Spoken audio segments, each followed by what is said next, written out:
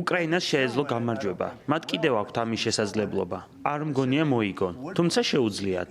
არასდროს მithქვამს, რომ ისინი გაიმარჯვებდნენ. მე ვთქვი, რომ მათ შეეძლოთ გამარჯვება. ყველაფერი შეიძლება მოხდეს. ომი ძალიან უცნაური რამაა.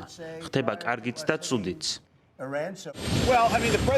პრეზიდენტი მუშაობს იმაზე, რასაც უკრაინელები ითხოვენ. ვიცით, რომ მათ ტომაჰავკები უნდათ, თუმცა პრეზიდენტს მისი გადაცემის შესახებ გადაწყვეტილება ჯერ არ მიუღია. შეერთებული შტატების პრეზიდენტი პირველ ყოვლისა თავისი ქვეყნის უსაფრთხოებაზე ზრუნავს. ცხადია, ეს ნიშნავს, რომ ჩვენ გვჭირდება კრიტიკულად მნიშვნელოვანი შეიარაღება ჩვენი საზოგადოებისთვის, ჩვენი სამხედროებისა და ჯარისკაცებისთვის და პრეზიდენტი სწორედ ამას ანიჭებს დიდ მნიშვნელობას. რუსეთ-უკრაინასთან დაკავშირებით მიღებული ყველა გადაწყვეტილების მიზანია მშვიდობის დამყარება, რადგან ეს ამერიკის ინტერესებშიცაა. თუ პრეზიდენტი ჩათვლის, რომ ტომაჰავკების გადაცემასთან დაკავშირებით ევროპაში კონსულტაციების გავლაა საჭირო, ის ამას გააკეთებს, თუმცა ამჟამად იარაღის გადაცემაზე გადაწყვეტილება მას არ მიუღია.